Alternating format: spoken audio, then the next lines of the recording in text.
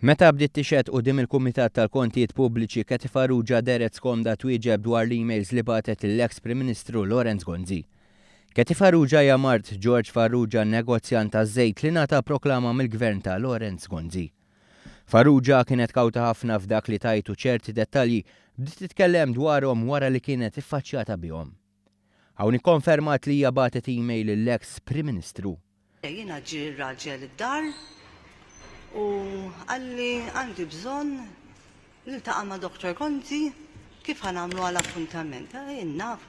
U dak iż-żminijiet kien hemm fejn inti tista' tikkomunika mal-Prim Ministru kienu qegħdin jirreklamaw li inti assort an email u tista' tikkomunika miegħu qed nipprovaw.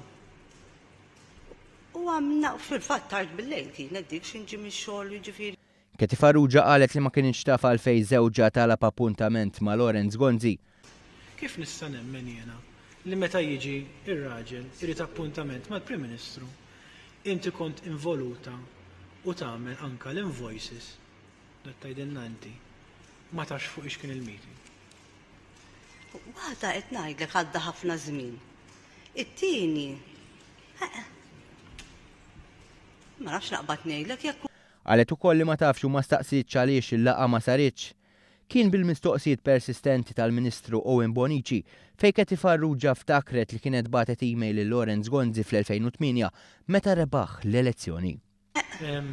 Però jiena li qed ngħid huwa li qabel dik l-email battlu emails oħrajn għax ħarġu. tal-li fraħtlu għall-election. U hemm waħda. U l-oħra x'inhi? Għax kemm xi ritratti u battom. Dik ma nafx biha. Dik fit-2004 qiegħda msemmija rajta fil-gazzetta. Ġew fidejk xi ritratti. Ma nafx biha. Ma jidhru. Ma nafx biha. L-email li batitlu bir-ritratti kienet saħansitra pubblikata fil-Malta Today. Intant, mar George Farrugia qalet ukoll li kien hemm okkażjoni meta hu żewġ attendew għall-ikla f'Lukanda.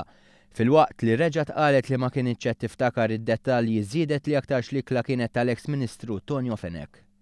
Katie Farrugia xedet ukoll dwar ir-relazzjoni li kellha ma' Laurence Gonzi meta tnejn li huma kienu impjegati ta' Mizzi Group.